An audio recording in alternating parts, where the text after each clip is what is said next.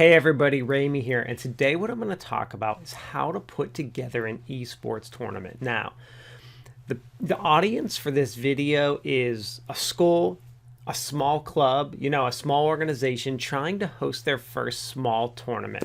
When I say small tournament, I'm talking anywhere from, one person to maybe up to 100 participants. If you're trying to have a huge monster-sized tournament, this video is not for you because you're going to need a lot more than what I'm talking about. I'm trying to go through the bare basics because I get a lot of teachers sending me a question like, hey, I'd like to have a tournament in my class or in my school. What do I need to do this? Like, how do I do this? How do I set this up? Or, my esports club, I'm an esports advisor for my club, and we talk about, we have tournaments. So I'm going to tell you, some of the stuff we've learned, some of the lessons learned, and things you need to run a tournament. All right. So first, let's talk about people. Let's talk about the people you need to run a tournament. So the first thing you need is something called the TO, which is the tournament organizer. That's like the person who's basically going to be in charge of everything that's happening. They're going to be in charge of, are you going to be advertising? Are you going to send an email out to your school or organization? Are you going to create flyers and hang them up? What are you going to be doing? And then when you get to the tournament, they may be the only person you have. If you're a small tournament, you may just have one person who's basically in charge of everything. So what are some of those things that can be? That could be working the door. If there's a door, checking everyone in. So there might be a separate person that does that, or it might be the TO. The other thing that TO or that person is going to be responsible for is calling people and making sure that people are at their stations or at their gaming systems when they're ready to go and play. So you're basically in charge of keeping everything. It's like the organization person. You're in charge of organizing the whole tournament. Okay.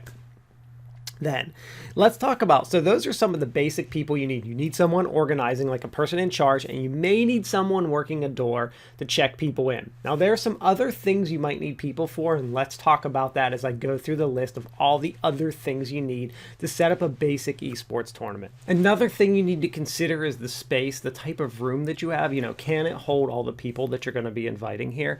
And where the plugs in the room, and what kind of internet connection does the room have, and how big is the room? What kind of seating is in the room? Is there some comfortable seating? Are there tables? Are there chairs?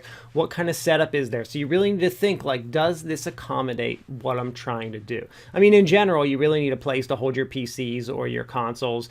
You need somewhere for people to sit. So those are the basic, the bare bones minimum. But what kind of lighting? Is it dim lighting? Is it bright light? Is bright light annoying? Is it going to be too dark? You need to consider all that kind of stuff when you're trying to put this together. A lot of times you don't have much of a choice, so you're going to use what you have. But as you start to go through, you're going to figure out this is what we really, really need. And this is what an ideal space would look like.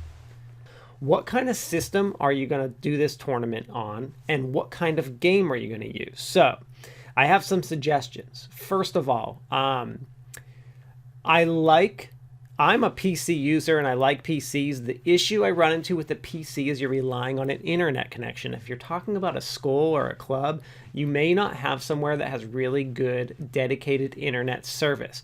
So a console is a really great option for this because you don't really need internet connection. Like my club, we do a lot of 1v1 games like Smash Brothers, which does not require an internet connection.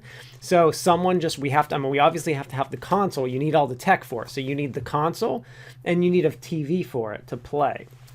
So you need that tech. So maybe students can bring that in, maybe people can bring that, but maybe you've acquired it through a small grant or something, but you have to get that tech. So you need to decide what kind of system you're going to play on. I do recommend a console. I think it's easier when first starting out.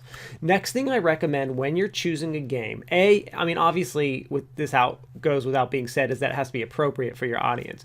But I recommend a 1v1 game for the simple fact that team games require require more people.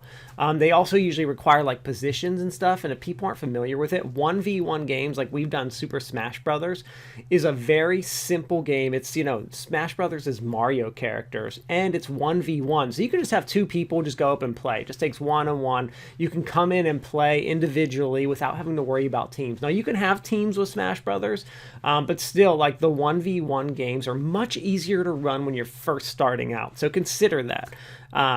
Then you have to think about, so as far as the game itself, What are you going to need tech-wise? So as I already mentioned, you need like the system and a TV for it, or if it's a computer, you need the computers.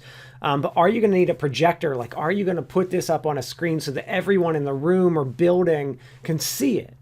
The next thing you need to ask yourself is, are we going to be streaming this? So that's like, are we going to use like Twitch or YouTube to put this game online so people at home can actually watch it? If you're going to do that, you've got to prepare and make sure you have all the right tech to actually stream the game. I think this adds another level of complexity to your tournament if you're trying to stream it. If you're not a big tech person or you're unsure that maybe this is just for your class, I don't think you necessarily need to do that step, because I think it adds a level of complexity that's not necessary in all cases. It's something we do at my club. I make sure all of our tournaments are streamed, but it may not be something you need to do. So consider that. Next thing you need to consider is time of the tournament.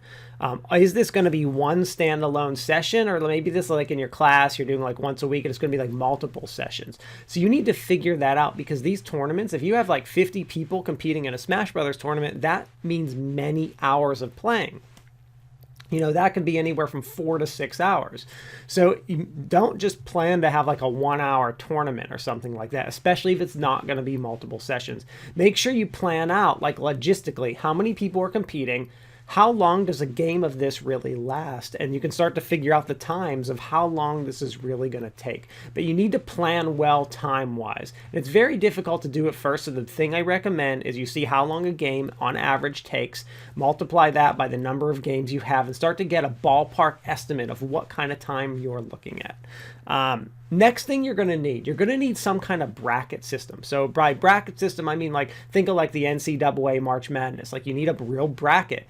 There are tons of free bracket systems online for esports, which is really cool. We use smash.gg, but there's tons of other ones and they're all free. And basically what you do is you just check everyone in. Like, you type in their names.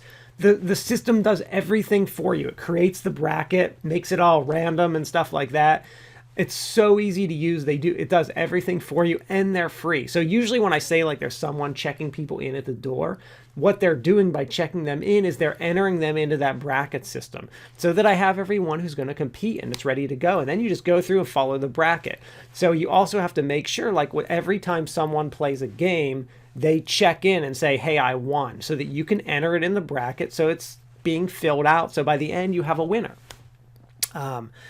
And on to that winner, you want to have some kind of prize. I know this can be very difficult, like what can the prize be? It doesn't need to be some like grand thing. Like, we've done things as simple as free t-shirts representing our university. We've asked restaurants and stuff have given us donations, like small $10, $25 gift certificates. Places were actually really, really like willing to give us prizes and just donations, you know? So there's a lot of stuff out there like that. Anything small and fun, I think students and people just like to have. So, you know, as I'm talking about the small tournament, you're probably not giving away like $1,000, $5,000 prize, which obviously people do want, but you're giving away something small. But make sure you do have something for those first, maybe second and third place people. Also, make sure, especially if you're like a club and you're starting out, or this is something you're doing in your school or university, keep a log of who the winners are, so that everyone knows, like, these are the people who won this tournament, these are the people who won that one, because you may want to do something with that in the future. And it's really great to make sure you're keeping records of everything, of what's happening, especially if you want to start like competing against other schools and stuff. You're going to know who the better players are, who are the people who are winning that we're going to want to compete in those kind of competitions. Some other things that you do, so those are like the bare basics that you need. Some of the other things you might want to consider is, do you need pictures of this tournament? Who's going to be taking those pictures? The person who's organizing it probably is not going to have a lot of time to be like doing other stuff.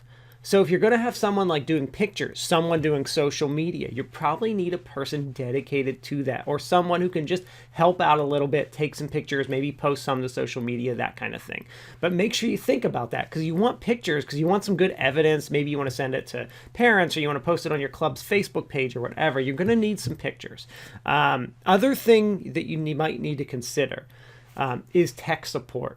So that might be a person, that might be you, that might be whoever it is, but you know, you want to make sure you're starting to divide these positions off into other people, not just like one person running the whole show. because I will say it's a lot of work and there's a lot of things happening, especially like during setup when you're setting up the tournament, and just things like, and when you first start get going, you really need help. You really need multiple people. A good 2 to 4 people for a small tournament of like 25 to 50 people is a great number of helpers to start out with. So those are some of the basic things. There's more to it. Like there's more things I can go into here that I could say you need. Like if you're streaming, maybe you need like an announcer in the stream, like a commentator. But now we're starting to get a lot more sophisticated that I don't think when you're first starting out you need to worry about. You need to make sure when you're first starting out that your tournament runs well, that it's smooth, and that your participants are happy. You know, those are the basic things. Start worrying about like getting a commentator and some of that more advanced stuff as you have a few tournaments under your belt and you know what you need and want. You know, this video is really for that basic stuff. So the things I recommend: you need someone in charge, like a tournament organizer. You probably need someone also working the door. And if this is like in your classroom, you don't need that. You're gonna just have all your students. But if it's like a invitation type thing, or you're just getting people from your school or club community to come, you probably do need that. You need to figure out what kind of system. Are you gonna do console or PC? You need to figure out what kind of game you're gonna play. And as I said, I've recommended consoles, and I've recommended 1v1 games to start. They're much easier to start when you're first starting out. Are you gonna have a projector? How is this gonna be projected? Are you going to use some kind of streaming service, and do you have the tech to do the streaming? How long is your tournament going to be? Is it going to be one session or multiple sessions? But know that ahead of time. Have some kind of bracket system ready to go. There's a bunch of free ones out there. We use smash.gg. Have some kind of prizes, even if small. Just a simple reward is nice for people to have. Keep a log of who won. Some kind of records. Make sure you have records of that stuff. If you need pictures, make sure you're getting help with that kind of stuff. Same with social media. And if you need tech support, make sure you have that as well. Those are the basic things that you need to have a general tournament. You got to figure out, the kind of space you're going to be in and stuff, and really look at the room layout and know what you're going to have to see if you need that tech support. But those are the basic things you need to run a tournament. Thank you very much.